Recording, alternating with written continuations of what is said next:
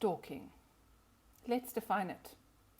I like this definition from the Paladin National Stalking Advocacy Service, which reads, stalking is a pattern of repeat and persistent unwanted behavior that is intrusive and engenders fear. It is when one person becomes fixated or obsessed with another and the attention is unwanted. Threats may not actually be made, but victims may feel scared. Even if there is no threat, this is still stalking and it is a crime. So some issues to select out of there is that this is a persistent pattern of behavior on behalf of the perpetrator. It's very intrusive and it causes fear in the person who is being stalked. And this is not love, it's not romance, it's not sweet, that person's really into you so they're going to follow you everywhere. It is an absolute fixation or obsession. I want to remind you that the term stalking initially came from the description of an animal who is stalking its prey. Now let's think about what that entails. The animal is following the prey around, they're trying not to be seen or heard or smelled, and their intention is very clear. They're not stalking because they want to have a chat. They are stalking because they are absolutely obsessed with the end game. And the end game when an animal is stalking is that they want to catch and eat their prey. Now, when humans stalk other humans, the outcome is often similar. There is a very high association between stalking behavior from a perpetrator and the eventual murder of the victim of stalking. In fact, some experts on IPV refer to stalking as murder in slow motion. So stalking is often romanticized in the media and in popular culture, but it is absolutely terrifying to experience and it can be completely deadly.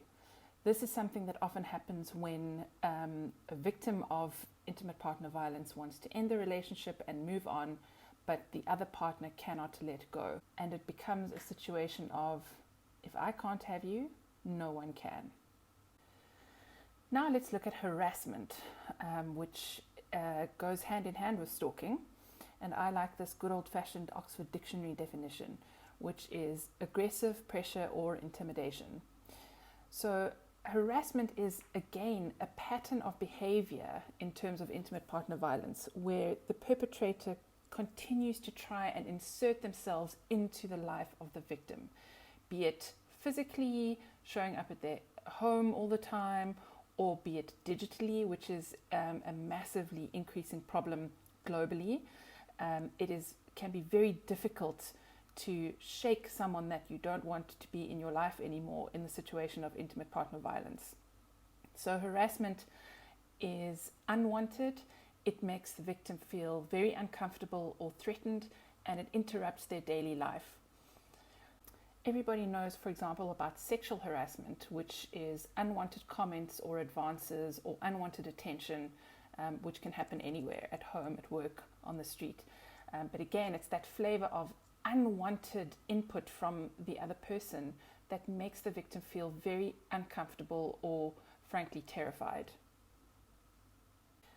Again, stalking and harassment may not ever involve any kind of physical contact, but there is always a substantial amount of intimidation, and it can take very little effort on the part of the perpetrator to intimidate the victim. Words are very powerful and can be very threatening, and perpetrators will make threats. All of these threats that you see on the screen are from actual real life cases that I know about, and this is just a tiny little sample of the kind of intimidation and threats that can be made. And the huge dilemma that we have is that 50% of perpetrators who make a threat like this will in fact follow through on the threat like this. So you don't know whether, if someone is threatening to kill you, you've got a 50-50 chance that they really mean it or they really don't. Or they're threatening to harm your children or your family, or take your children away from you, or ruin your reputation, or destroy your life in some way. There's a 50% chance that they will follow through and do that. And so this kind of intimidation is, again, a very potent means of control of the victim. And it can culminate in the perpetrator taking action. So these threats and these behaviors of stalking and harassment can end up being fatal to the victim. And there need not ever have been any physical violence before that point. A homicide could be the first physical act that somebody makes, and everybody thinks that it has come completely out of the blue. But if you dig a little bit deeper, there is always very clear evidence of a pattern of behavior leading up to an intimate femicide.